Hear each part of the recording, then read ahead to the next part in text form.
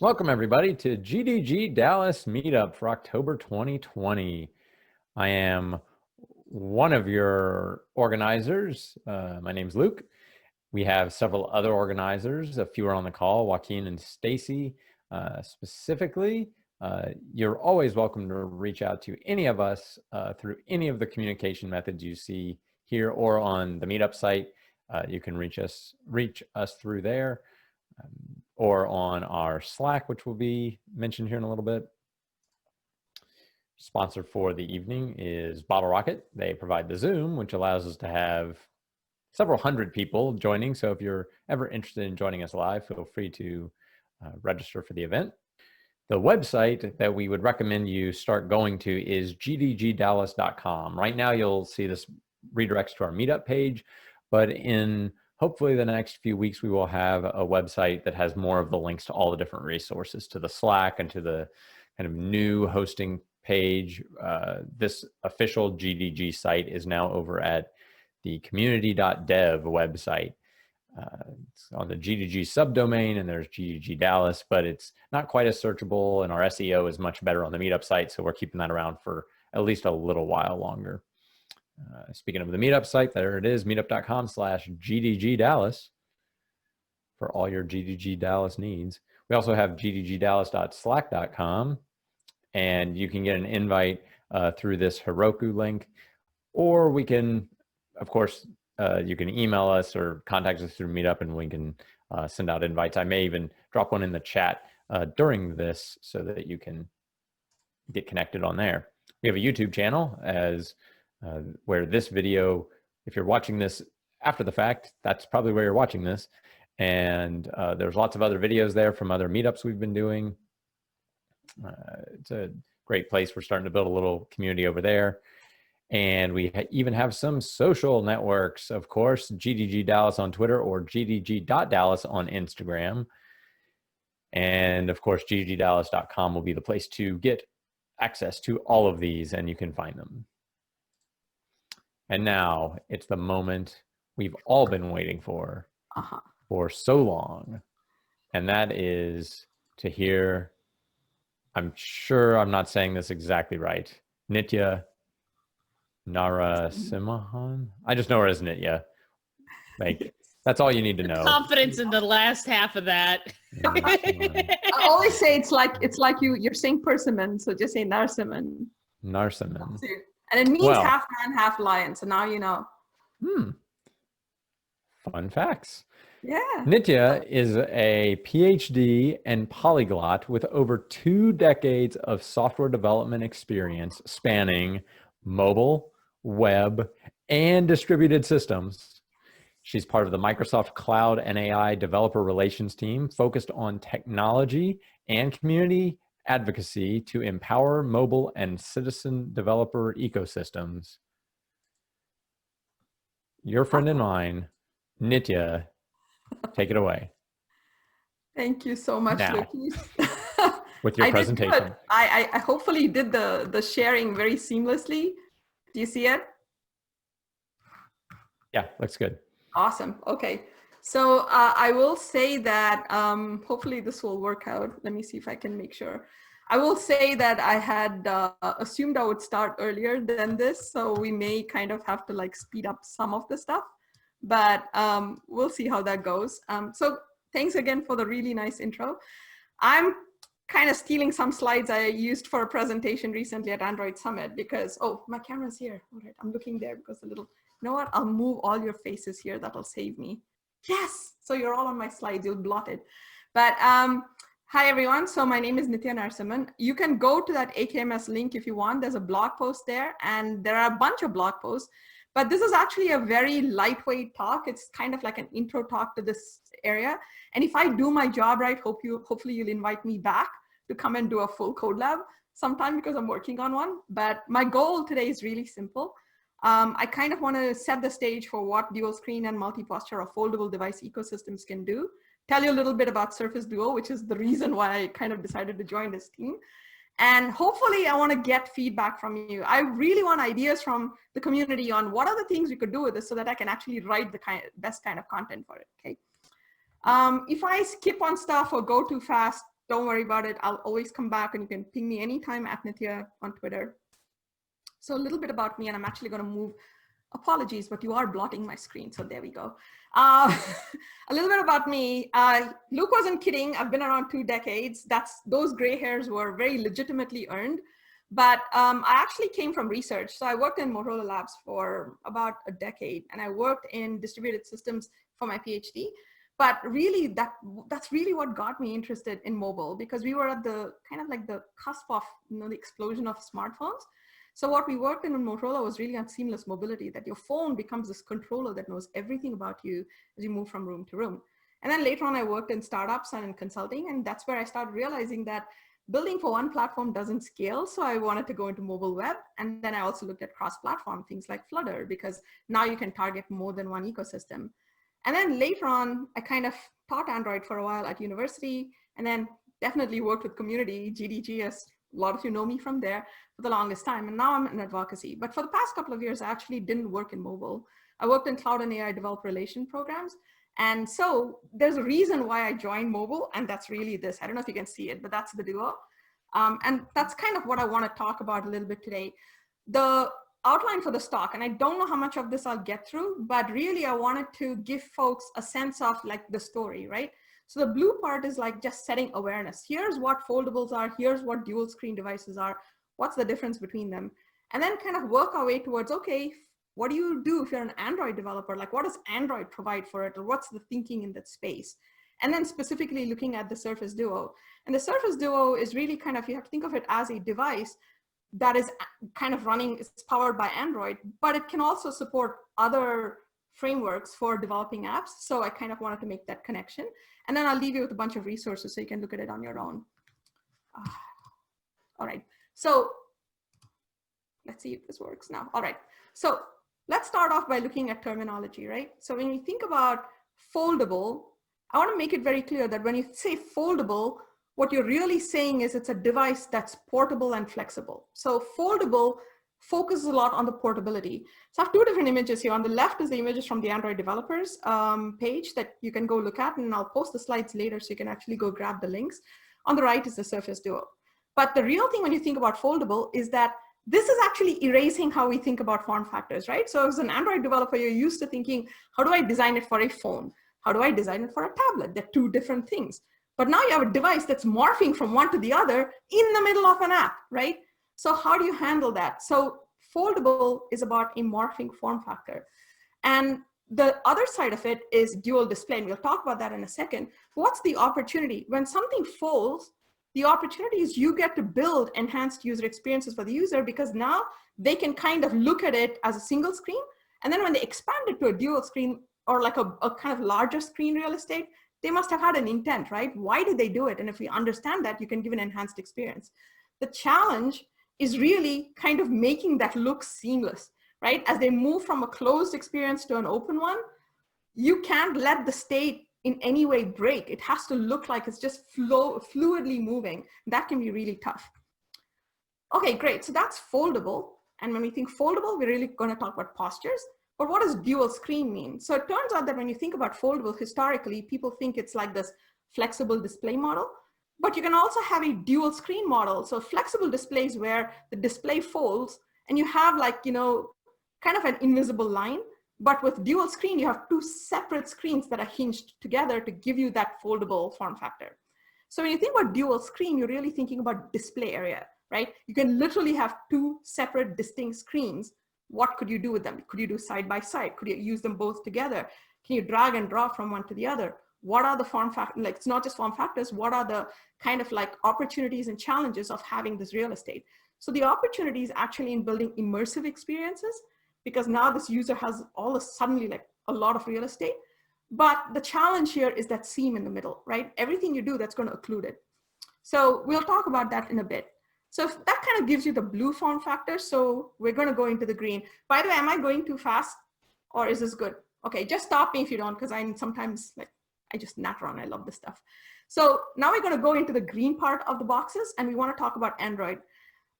A lot of these are really me kind of walking through and trying to understand for myself. So I need to set some context by saying that I took time away from Android. And when I came back, my head is spinning. I'm like, oh my God, like 1 year in Android is 10 years of like, evolution. So there's so many things that have happened. And I went back to trace what exactly are the things that impact the foldable ecosystem. So if you go to 2018, that's when we first heard about foldables, and this was at the Android Dev Summit. And at that point, the focus was screen continuity. You're seeing the first foldable device, I believe it was a Samsung device, and it had a flexible display. And at that point, it was like, okay, I'm an app developer. How do I kind of handle this transition, right? So how do I provide that app continuity? If the user is folding or unfolding the app in the middle of the experience, how do I make it seamlessly transition? And so the kind of thinking at the time was, let's start by first having a resizable activity flag that lets the application developer make the decision. Do you want to handle it? Or do you want us to just kind of stop and restart the app once the fold is done, right? Or do you want to handle those events as they happen? Fast forward just a few months, and at Google I/O, we heard the first kind of comprehensive strategy around how you build apps for foldables. So a lot of stuff being talked about, but the main thing that I took away from that is that's when we started seeing the emergence of multi-display apps, right? So until then, we'd had multi-screen. You could do picture-in-picture, you could do split screen, but multi-display meant that you could have two screens. And that meant that previously, when you had multiple visible windows, one of them would be active and in focus, the others would potentially be paused. But now you could resume the minute you go from fold to unfold. If you have two different apps on two different screens, they could both resume simultaneously. One of them would be in focus, and that brought up a few new challenges. But they also started kind of thinking about things like, how do we know the postures? How do we know the occlusion and things like that? And finally, we're in 2020. And the big news, and I'll talk about it briefly if I can, the big news is that in Android 11, as part of that 11 weeks of Android, we also heard about a new API in Jetpack called Window Manager API. And the realization here is that, previously we had like one or two manufacturers making these foldables. Now you're seeing a whole bunch of them, and they all differ in how they do things. So we need a standardized way for an application developer to ask, hey, what exactly is the current angle? What exactly are the kind of occlusions in my display? And that's what kind of like some of the things that come up there. We'll talk more about that after. But if I were to look from the API perspective very briefly, Android 7, API 24, we started seeing the first support for multi-window, which is picture-in-picture and split screen. Android 10 is where foldables made their way. And if you go to Android 10 and you start working with the APIs that exist there, you have multi-resume and resizable activity. So you can actually start building apps listening for those fold and unfold events. And then in Android 11, the main thing that I talked about, the Window Manager API, is really what I'm going to call multi-configuration. So the evolution is we went from multi-window to multi-display to multi-configuration. And what does multi-configuration mean?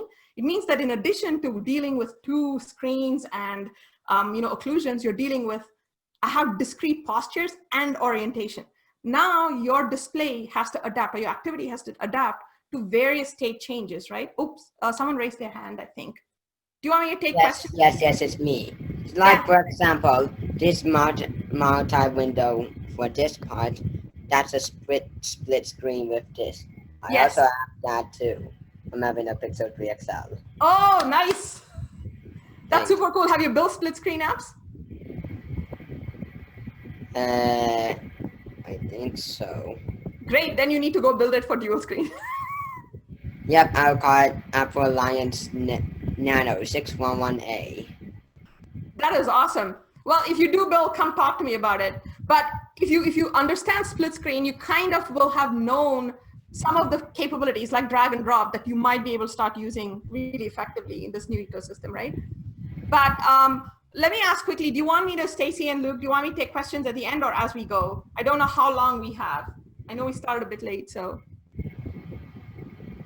I think maybe quick questions, like if it's just a quick question, that's fine to do now. Longer questions may say, or that's fine to wait to the end. And feel free to cut me off if I'm running late, because I will keep talking. All right. Cool. So let me kind of finish what I was saying here. The main thing that I wanted to talk about here is that when you look at the standardized APIs, they're actually defining discrete postures. So there are 4 postures right now, which is, so if this is your screen, this is your dual screen device. Closed is where, let's say it's something like this. So you have a single screen and you can use it as a phone. Flipped is when you can turn it this way and you have both your displays and using it like a tent. Open is when you have it flat and you can see the whole screen. Half open is when you're using it like a book, right? So when you're peeking. So those are the 4 hinge states. And then we have kind of an API that will let you know where the occlusions are. And so this is where we're at, where they're beginning to realize that, hey, we've got a lot of manufacturers. They all have proprietary APIs, but we can standardize it and kind of expose this to a developer through through the window manager API, Jetpack. So long story short, if you got here this far, let's talk about what your 3 questions are going to be when you start building apps for foldables and multi-screen. First thing is from a user experience. Remember, it's all about user experience here. You got to ask yourself, what was the user's intent? So in that sense, when the user started and launched your app, they would have been in some configuration. Maybe they had it in a phone mode and they were doing something. Then something happened that made them want to open it out, unfold it, right? What was their intent? And did your app transition help them? So what was the intent? And then the second thing is now, what was the user's experience when they folded or unfolded the device? And did it match their intent, first of all? And second, did it disrupt it? So it should match it and not disrupt it. Last but not least, it's beyond this. What are the affordances of this particular device? So you want to have a generic way to handle all foldables, but then you might say, if I know for a particular fact that I'm on a Surface Duo, and I know that has this extra capability called spanning, I can check for it and use that and create a new experience. So those are the 3 things: understand intent, tailor the experience, and then enhance it with any affordances you think about. There's actually a lot of general guidance, and every one of these slides has a link.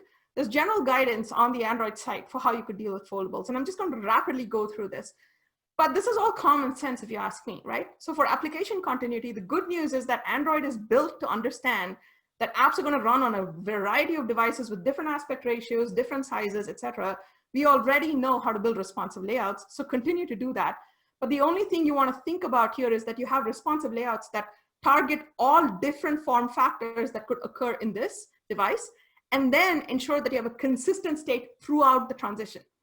So this means that if the user was in the middle of entering data into a form when it was in a phone mode, and then they decide to open it into tablet mode, those form fields should still be filled, whatever else you do to adapt that application, right? Second is multi-window support. Definitely make use of things like drag and drop. This is literally going to be for productivity, and you've got 2 screens, most effective way. So start thinking of different ways in which you can incorporate that to make the person's life easier. Multi-display support. There's a new capability here, which is you can have your activity, launch an activity on the second screen, right? Now you have 2 screens. If you can now launch an activity on the second screen where effectively you're no longer overlaying your existing activity, you can see them side by side, how could that change the experience? And then how can you do all of this without testing? So testing support is being built in. We'll talk about it in just a second, but testing is in 2 forms. One is, definitely testing frameworks. There's like examples with Espresso, but really emulators, because these devices are not cheap and they do differ a lot. You can't go out and buy every foldable on the market. The emulators are currently equipped to have 2 generic AVDs that you can try out. And last but not least, it's design patterns. As you keep going, look for general purpose design patterns that will help you deal with foldables in a consistent way across all your apps. So this is the default emulator that Google's, the Android Studio provides. As you can see, on the left side is the animation from Google's site. On the right side is just a screenshot of the emulator opened up running an app that I have. And the one thing you'll notice is, if you look at the animation, you'll see they're clicking that little button with an arrow. So by default, with the new emulators, you do have the ability to trigger the fold-unfold event. So you can test your app to see how well you're adapting against that. You should also test against orientation, because not only will fold-unfold cause changes in the area, but user's intent might also be to like unfold and then turn it, right? So how does that affect it? However, in the default emulator, you don't get a lot of like stuff to try out hinges. We'll talk a little bit in the Surface Duo about how you can look for changes there. But for now, this is a good start. Now, a quick jump into the standardized way for you to understand the current default device state, which is the hinge angles, and the current default display features, which is any occlusions in your display area. How do I know these by default? And how do I get notified of change events? So this is where the Jetpack window manager comes in handy. So again, it's right now just in V1 alpha, and you can kind of find all the required APIs, documentation, and sample in that blog post up there. I've also put a link in here to the one with the Surface Duo. So the Surface Duo team, Surface Duo's SDK has its own proprietary APIs to do that, but they've gone ahead and supported Jetpack, so you can do it both ways. by default, you always want to use the window manager APIs, but by using the proprietary APIs, you might get some additional information later. We'll talk about that then. But very quickly, with this API, you can have two different things. You can register to kind of get access to what's called the display feature, which is it tells you the rectangular bounds of areas that are occluded. So the location of the hinge. So as an example, let me see if I can actually boot this thing up. So I don't know if you guys can see this, but you see that it's a full screen, but there is this hinge in the middle. I mean, there's a seam in the middle, right, where the hinge occurs. So this can tell you the bounding area of that rectangle. Device state can tell you whether it's open, closed, or half opened, or in, what was it, flipped mode? But that's the thing, the current API has only 4 distinct postures. We'll talk a bit more about how you can get more discrete values in Surface Duo. So with that, you now should have a sense of what does Android provide by default. So what it provides is there's a resizable flag that you can use to determine whether you should be notified of fold unfold events or not. It has this Jetpack window manager API, so you can get access to the device state and display features. And there is a lot of like general purpose design guidance. Okay, if you're doing this for foldables, make sure you're using responsive layouts. Try using drag and drop, things like that. But now I'm here to talk about the part I really wanted to talk about. Now, I've only been working in this team for a month, and there's a lot I still have yet to learn. So if you have questions, ask me, because I want to write articles. I want to like get all that information out. But for now, I kind of want to look at the purple side, right? So we're going to look at what is the Duo. Then we're going to talk briefly about what does the emulator look like, what are the dual screen libraries and the API. And then really, I want to focus on the design patterns and point you to code examples so that you can get started hacking for it if you're interested. So first of all, what is the Surface Duo? It is this device. Surface Duo is, and you can color me shocked because I've been at Microsoft for about 2 years now. Actually, I celebrate my 2nd anniversary this month. And if you'd asked me if we'd have an Android device, I would not have said yes.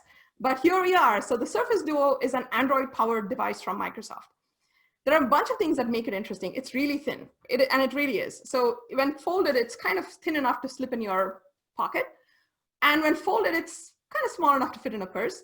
But when opened up, it has a fairly big screen area. The dimensions are all in that, on the right side in the figure that you see there. But it's big enough that you can treat it as a tablet.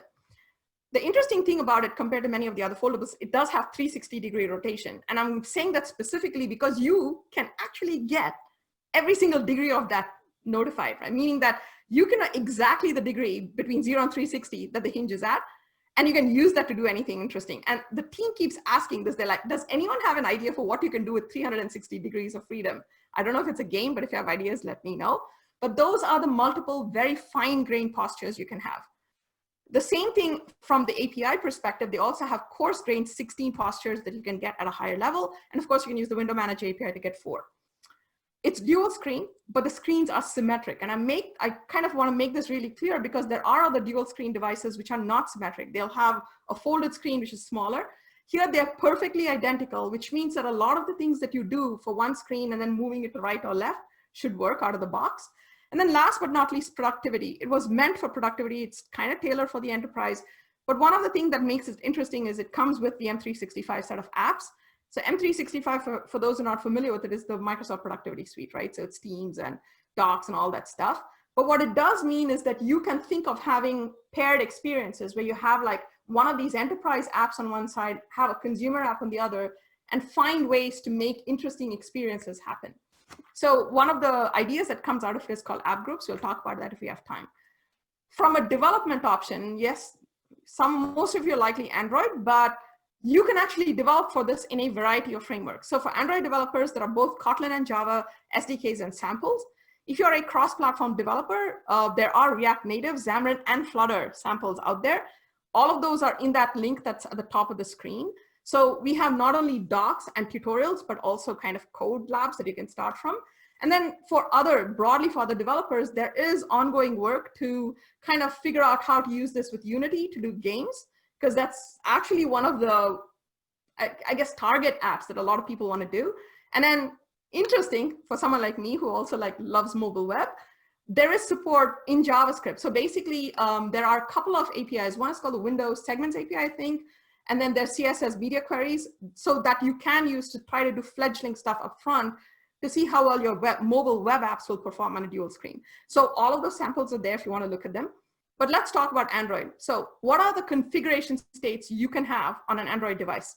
First, as I mentioned, Hinge. You can get the Hinge API and get the Hinge value from 0 to 360 degrees. That's 360 degrees of variation, right? So you can try to really do stuff with fine-grained movement. Second, they've boiled it up into 16 discrete levels of postures. So again, in that link up there, they'll tell you the names of it, but just think of it as when you're looking at the device like this, it's completely closed. There's something called a peak.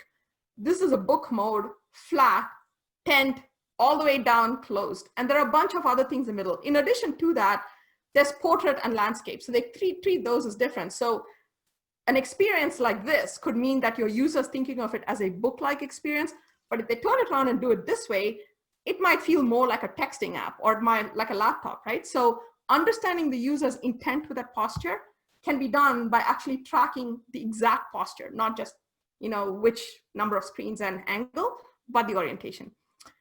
You can kind of have used 1 or 2 screens. So you can't see it in here. Hopefully I'll be able to show demos later, but when you say single or dual screen, you can run an activity on either the left or the right, or you can pull it to the middle of the device, let it go, and it'll span both of them. Your orientation, portrait, and landscape. So those are all your configuration states. Here's the behavior. By default, when you open and you start a new app, it'll always open on one screen. It's multi-display, so your app can then launch an activity on the second screen if that other screen is currently available. If the other screen has a current activity in place, then obviously this new one is going to pop right on top of this. But it's a great way for you to think about ways in which you can potentially build like comparable or companion experiences for your user. Your app can be moved between the left and right screen. Multi-instance. So if you're familiar with multi-instance means you can allow your existing APK, you can have 2 instances of it run at the same time. And if you've enabled your app for that, this is a very quick and easy way for you to get a rich dual screen experience, because what you can do is allow the user to launch your app once on the left screen, once on the right screen, and take it to 2 different screens or 2 different activities that complement each other. As an example, if you're doing a shopping app, you can have one screen be on the shopping cart that shows you your running total with details, even as you move through the rest. Or you can continue to browse here and perhaps the second screen shows you relevant accessories or recommendations, right? The key behavior in this, of course, is span. So span is when you pull the activity to the middle of the screen and voila, it kind of expands out to both. The one kind of guideline that we have put here is that span behavior has to be user activated. You cannot do it automatically. And that's because spanning is something that we want to feel the user has control over. It shouldn't surprise and shock them by just happening automatically when they least expect it. So design guidance, the general guidance is very similar. Use responsive layouts, support all those configurations I mentioned, meaning that make sure you're checking for them, because you also want to understand what kinds of configurations, postures, etc. the user is using with your app.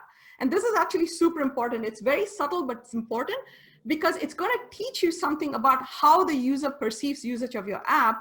And by studying that, you might then want to rethink how you do your layouts. If it turns out that your user uses a certain feature always in book mode, then you kind of want to understand, maybe they're not seeing everything. Maybe there's only a certain part of the screen we need to focus on enhancing, right? Use drag and drop and support multi-instance. So all this is good. And I mentioned learn user intent. So let's move on. This is actually the most important part. For me, at least, this was, right? And that's because when you do something for the doer, the most unique thing about it is you've got dual screens, but you've got that seam. The most unique feature on this is the spanning, right? Like as you open it up, I should be able to transition into a full screen mode, but there's the seam in the middle that breaks it up. How do I deal with it? And so there's a bunch of design guidance in our docs, but at a very high level, it's this 5 to 6 step process, right? First is don't do anything. This is great if you kind of like are working with an app, say like Maps, right? That is scrollable by default, where the seam may not affect it. Maybe the user can just move whatever it is they're looking at from under the seam and still see it. So doing nothing should work. Just test your app on the emulator, make sure it works.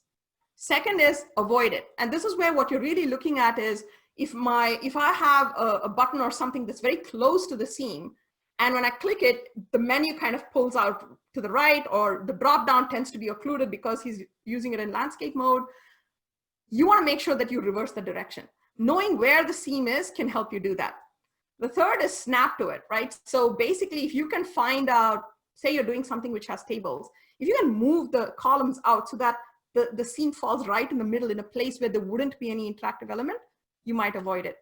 You can also mask it. So this is really good for images. I actually can see that right now, where if you're using a very simple image or a very rich visual image, the human eye can actually make the connections and doesn't see it that badly. It's still, workable. Or if you really, really need to split it, wherever you are, find out where the seam is, split your UI into two parts that are rendering separately on either side. But what I am trying to propose now to most folks is embrace it. See this as a natural guidance. Like the fact that there's a seam should help you think about ways to rethink your user experience, to take advantage of it, to create separations in how users can use your app. And there are a bunch of design patterns that work on that. But before I get there, how am I doing for time, by the way? I know I'm pretty late. How much time do we have? You're good. You got another, you can keep going 20 minutes if you really want to. Ooh, no, we'll try. But 4 steps to getting you started, right? First, download the SDK and emulator. I'm going to try to show you what that looks like. Test the default UX. So when you're trying to take your app, take whatever app you've built, just download the SDK and the emulator, run your app on the default emulator, see what your user experience is like, then go and adopt some of those Android best practices for foldables, and then start exploring the enhanced patterns that take advantage of Surface Duo's kind of extra behaviors like the spanning. So the links to this are here. The Surface Duo SDK preview is up there. That's the emulator. And the third thing that I really, really like to recommend is the samples. So if I can, I'll flip over and show you some of those demos. But the samples are super, super useful because we're going to talk about design patterns in just a minute. Once you understand those patterns, there is code that shows you how to implement them. And by working through those, you can actually get started adopting your existing apps or creating new ones. So let's first talk about the emulator. And let me see if I can actually pull You're going too fast. I'm taking notes. I'm so sorry. I'll actually send you stuff later. But is it useful, or am I telling you too much? It is useful. Okay. So let me see if I can drag this over, kind of. I need to reduce this from being full screen. And remember, this will be recorded, so you can always watch it back later if to get the notes or yes, exactly. see the details again. So can you see the emulator right now? Absolutely. Woohoo! Okay. So this is what the Surface Duo's emulator looks like. And I should have brought something to drink because I talked too fast, but it'll still work. So let's see what that would look like for a simple spanning app, right? So first of all, you can see both the screens and you can see the seam. So you get a really good idea of what that looks like. There is a built-in Edge browser. So if you're building mobile web apps, you can try that too. Let's try, because I want to talk about the different design patterns and I'll show them then, but let's try to do the photo editor, which is the example that I'm showing right now.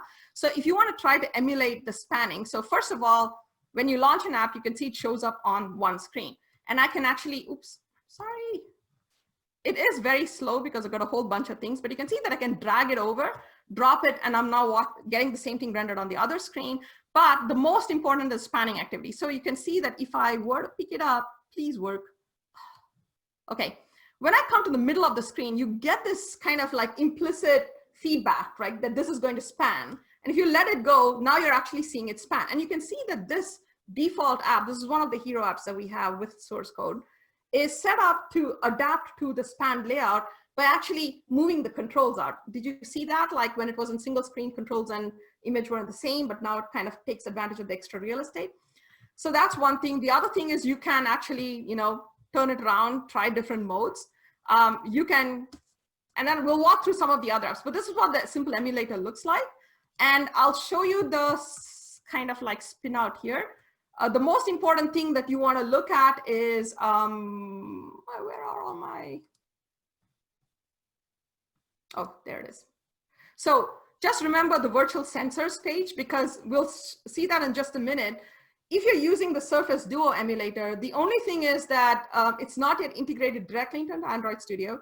You install the SDK, there's a script, you run it so that your emulator starts up. It is derived from the default emulator. You just run it. Once you're running it, your Android Studio IDE will actually pick it up as one of the target devices and you can run on it. So that's just there for now. It's going to get fixed. But otherwise, you can see this. And in here, one of the things is you do have device pose and you have additional sensors.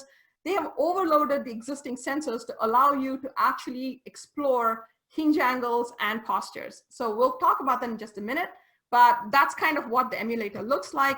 Let me go back to the slides, and then if we have time, we'll come back and look at some of those other design patterns as well. So I think I was at the emulator. Do you mind if I leave it on this level so that I can actually, no, you know, let's do it full screen. It's not going to hurt me. All right. So can you see my screen again now? All right. So you saw the emulator, and this is, if you kind of just have to look at one screenshot of what the emulator capabilities are, it's that little thing at the bottom. You can pull it and use that to span your app and test out what it looks like in span mode, move it left or right. And then if you want to simulate the 0 to 360 hinge angles, you basically use the overloaded pressure sensor. And it kind of, like, you can see that there is a 180 that's typed in there, and there's also a slider. It kind of suggests you just go and use the 180 and put the number in, but you can simulate the hinge angle by moving the pressure sensor. Similarly, there were 16 discrete posture levels. You can simulate those using the humidity sensor, and you can do rotation just as before. So with this, you can actually test out all the different configurations. You can test out single screen, double screen, span layout, portrait and landscape, 360 degrees of hinges, 16 hinge discrete or like posture levels, right? So which is kind of cool. Next, SDK libraries. And I know I'm going pretty fast, but my goal is to really give you a sense of where to look for things and then point you to the example so you can play with them. So the SDK libraries, there are a whole bunch of them. I don't have them all in here, but kind of like the top ones that you need to know. The most important one is the core SDK. So the core SDK has two different classes, the screen helper and the Surface Duo screen manager. The screen helper is the one that you will talk to. It's almost like device manager in a sense, but it allows you to first ask, is this a Surface Duo I'm on? So if you've got this installed, you can say, is this device I'm on a Surface Duo? And that allows you to kind of go look for the other things that are needed. You can also ask for the current display area, like where the hinge is, the seam, so to speak, and you can find out postures, etc. The screen manager, on the other hand, allows you to register to be notified of changes to that information. Note that the core SDK calls are the ones that very similar to the ones that you see in the window manager API in Jetpack. However, if you want to get the 360-degree discrete angles or the 16 levels, you can still get them from here. If you use Jetpack window manager, it's going to give you the abstracted version that will be common across all devices.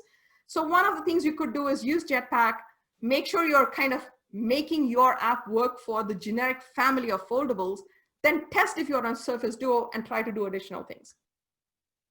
In addition to this, you have a whole bunch of helper libraries. So bottom navigation is there's a Surface Duo bottom navigation view that you would use as a helper view that you can start from if you want to have a view that's already set up to take advantage of the fact that it knows how to render it in full screen or single screen mode. And the way it does one of the things you realize is the bottom navigation bar in span mode will be across both screens, which means some parts of it may not be accessible, right, if they're under the seam. So with the Surface Duo bottom navigation view, you automatically get this behavior where it'll move the navigation bar to one screen or the other in span mode. The fragments handler, on the other hand, kind of complements this by making sure that, remember, when you're building responsive layouts, you're probably going to be using a lot of fragments, and you probably are going to have a state that at the start of the transition and a state at the end of the transition, right? And it means that when you go from the beginning to the end, certain fragments are going to disappear and certain fragments may have to be brought up. So if you go from open to closed, you might have to actually remove a few fragments, or when you go from closed to open, you might add more. What the fragments handler does is you kind of can register the different fragments, and it takes care of making sure that it's rendering the right ones and keeping the state consistent across them before after transitions. Last but not least, there are layout helpers as well. So Surface Duo layout and Surface Duo frame layout, there's also a tab layout. All you need to know for now is that there are containers that you can use that are automatically set up with, you can add your views for one screen, two screen, and span, and it'll kind of help you manage them. But the most important part that I kind of want to leave you with, and I'm looking at, yeah, I really need to get through this, and I'll leave you with links to the stuff later, is design patterns. So till now, you kind of hopefully have a sense of what Android provides by default, what the Surface Duo can do, where you can find them, right? But what are the default behaviors? What are the things you could do to get yourself pre-set up for success on this device? So what the Surface Duo team had done is, like, I joined recently, but they've been like talking to a whole bunch of people, trying out different ideas, and they've identified these 5 patterns. So I just want to kind of go through them. And these are just, you know, recommendations based on them looking through various apps and figuring out some strategies that might be possible. There will likely be more. So if you do an app and you kind of come up with a pattern that you think is replicatable, definitely hit me up. We'd love to know about it. But at a very high level, these are the 5 patterns: extended canvas, list detail, 2-page, dual view, and companion pane. And what I'll do is I'll actually walk through them here, and then I'll see if I can pull the emulator over and we can look at them interactively, and then that'll be the end of that. For each one of these, in the slides at the top, there is a link to a sample. In fact, it's just one GitHub repo that has all the samples in it. Hugely, hugely recommended. In the slide that I mentioned, you know, the 3 things to do is install the SDK, check out the docs, and download the code samples. This is the one I mean. When you download it, you get all of them. This will be the first one. So with an extended canvas pattern, what you're really saying is if your app activity is something that tends to kind of occupy the entire screen, such that when it is spanned, it still makes sense. So map view is a great example. And it's a scrollable view or some kind of view where either you can move the occluded part out from under the seam, or it really doesn't matter. Then that's the extended canvas pattern. This is perfect for you. So in which case, there is that sample, which is already set up to have the 1 view, 2 views, all that stuff that you can start from. So the seam strategy here, so in each one of these, I kind of want to talk you through also, what is your seam strategy, right? Like, how do you handle occlusion here? No strategy. Don't have to worry about it, because canvas mode means that you would probably have the user move it out from underneath. So minimum amount of effort. The second one is what I'm calling list detail. So list detail view is where you've got this app that has a collection of data, just like a regular list detail view. And then you have details, or like, you know, additional information in a detail view that's rendered separately. So what you want to do in span mode here is you want to really say that when I'm in single mode view, if I click on an item, the detail view shows up on top of it. But if I'm in span mode, they should show up side by side. Oh, hope you can still hear me. So how do you do that? So this particular sample is set up to use the Surface Duo layout helper class and show you how to use the screen helper library. So it's the perfect place for you to start on your first kind of like foldable app example, because the other one doesn't really do much. Here you kind of get started with making a few changes. Next, what if you have an app where you're actually showing a lot of paginated data, right? So when you're looking at it on a single screen, you're just kind of like going through it one at a time. It could be a scroll bar, it could be anything like this. With a 2-page pattern, it's pre-set up to use view pager and also handle orientation, so that when you're kind of tilting it into landscape mode, you can do vertical scrolling. When you're in portrait mode, it does horizontal scrolling.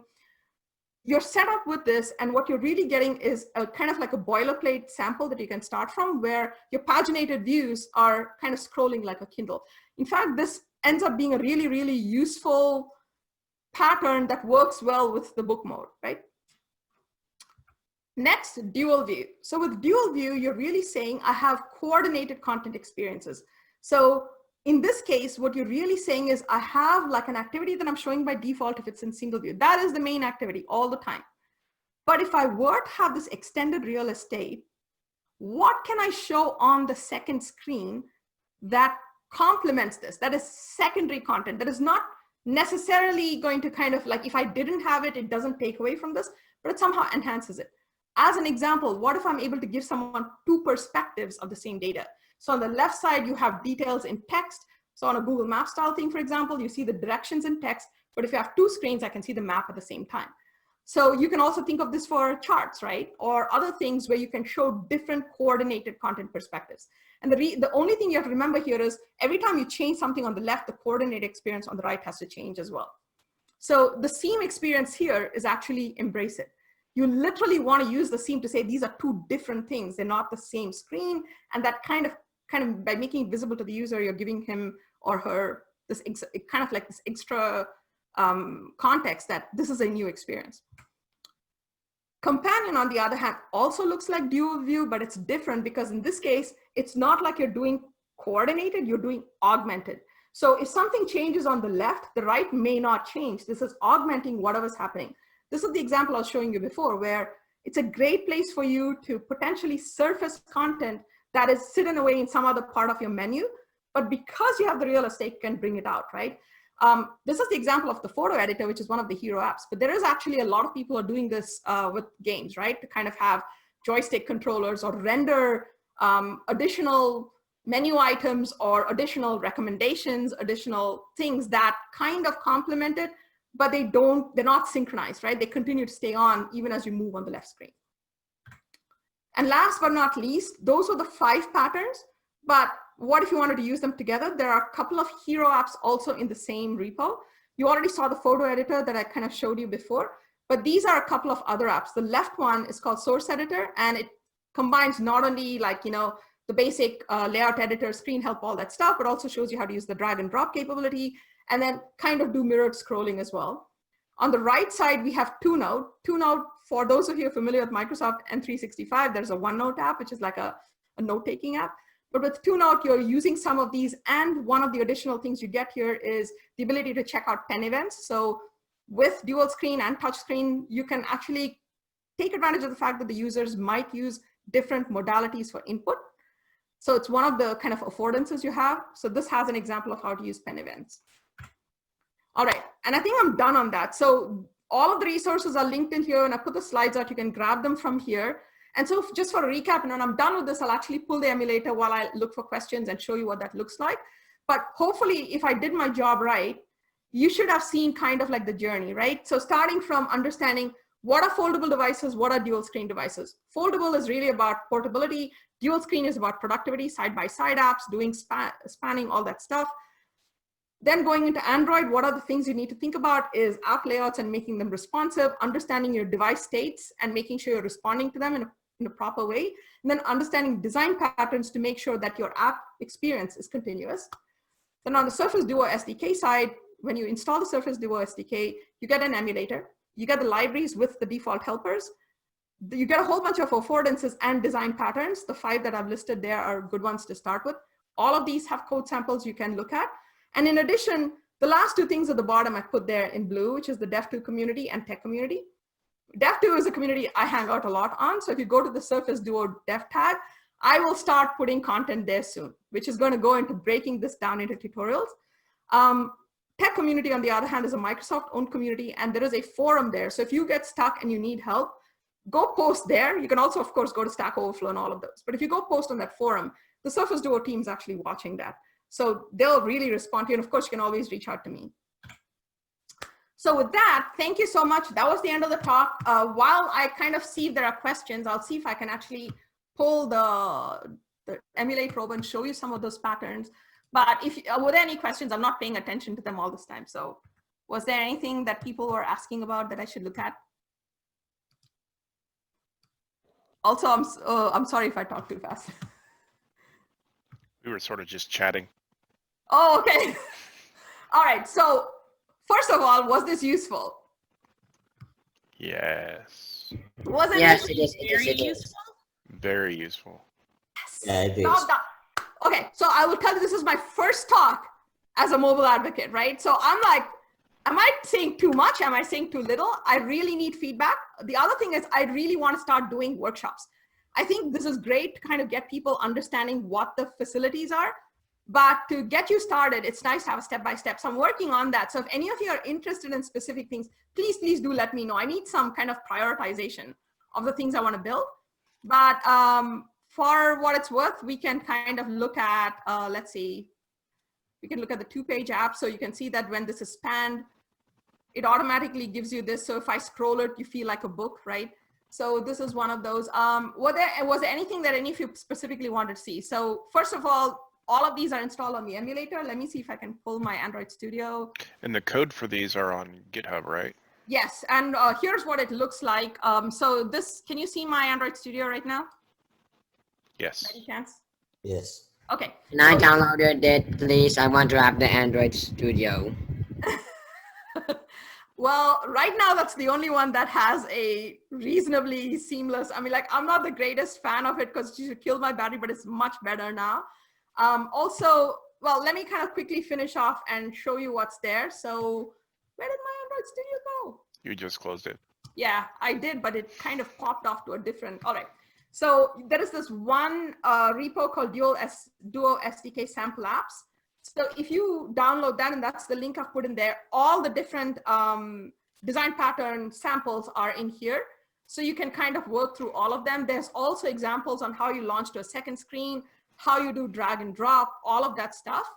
I didn't put it in my talk yet, but I will put it in the post and I'll ship that later. The Duo team has been on their own kind of tour, trying to like do workshops. They're doing one at DroidCon America. So if you're there, definitely go for that. But they recorded a video on DroidCon Online that walks through these samples, some of them. So I knew I wouldn't have time in this talk, but if you're interested in that, look at that or invite me back and I'll do this for you. There you go. Other than that, was there anything specific that you wanted to know? I'd love to get feedback. I'm surprised the example wasn't an email app for dual view. Yeah, to note. So for what it's worth, the M365 team has built the Android apps for this. So I believe those will have certain features, but yeah, we want to actually showcase the samples. I don't think they've built a full-fledged open source sample of the email app, so I couldn't show that to you. What else? Says. I'm also just personally looking at how some of the libraries are implemented. Are we kind of guaranteed that they're going to be kept current with the material and other components that they're built on top of? So like the, as an example, the bottom navigation view, Yeah, so, the Surface one. I mean, there's not a lot there in terms of what actually is the needed code. It's just some like simple measurement stuff. Yes. So the two answers to this are, first of all, I think the Surface Duo team has been working closely with Google. So I'm not going to speak for them because I'm like joining and I'm like an advocate. So take this with a grain of salt. If you have specific questions, I'll find out. But I do know two things. You will actually, if you go look at the window manager API and all of those, you'll see that they've referenced the dual screen apps. A lot of the stuff that went in there, I think they were working together with them from the start. So I do think that our product team and Google are very kind of closely aligned in how they're doing this. Second thing is for the proprietary APIs, they said this even on the DroidCon Online, so I don't think I'm saying anything out of scope, but they will continue to support the SDK for, I forget how many years they said that. So there's a very small team right now, right? So they're kind of trying to prioritize what they will build and support, but whatever they have right now, those APIs, they will continue to support.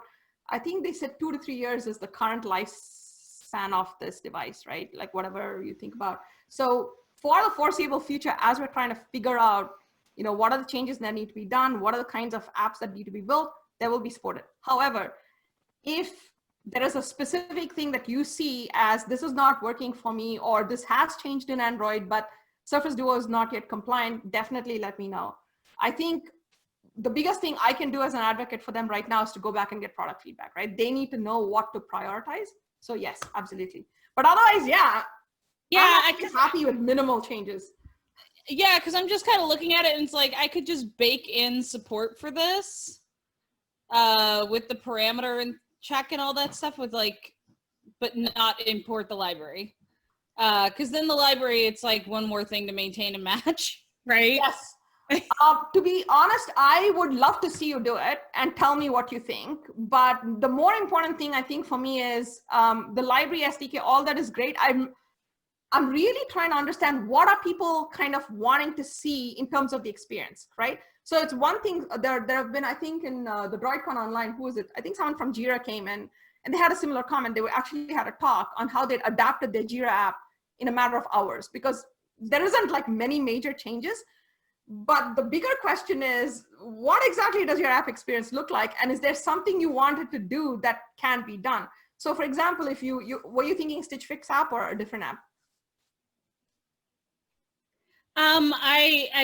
I would probably just try it on like one of my things, but like at least for now, I mean, there's things, but I'm baking in stuff that you kind of know about. But Yes.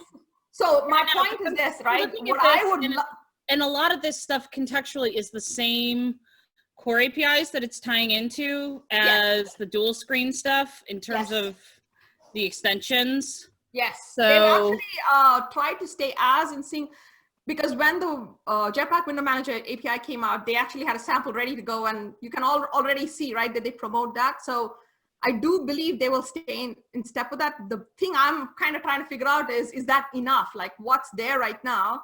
Is that the right priority, or should there be other helpers or other things that make the library more valuable?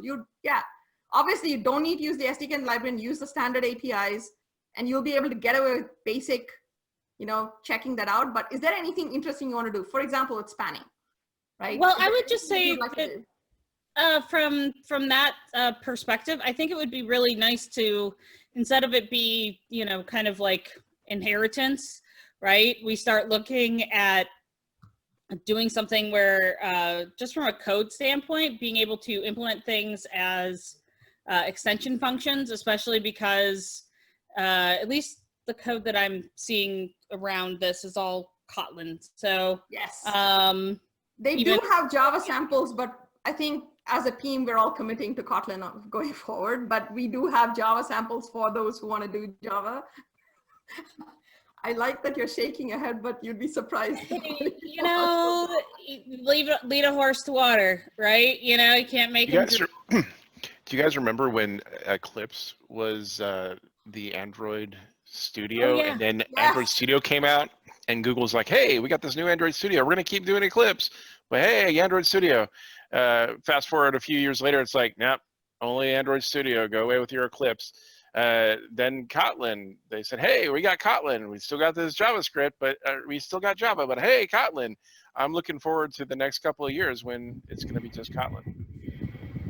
All right. Well, thank you very much for having me. I'll just say one thing. If you want, I'll send you a link to the slides and all the resources if anyone needs them. But by all means, please, please, please, if you tried adapting your app, I want to know. I will personally make sure we write something up and talk about it, but I really want to know how people are using it, right? I think that we will not know all the limitations until people actually try to push the buttons on the experience. Right now, everything is very simple. It's just like, okay, let me just adapt it so it doesn't look ugly. Oh, I see a dog behind Stacy. Hi. Okay. Blurring doesn't hide moving objects. Hi. And what is the best way to contact? So the easiest way to contact me is, and I'm not kidding, my Gmail is like a dumpster fire right now. So my easiest way is my first name dot last name at Microsoft. Will get me because I will check that mail.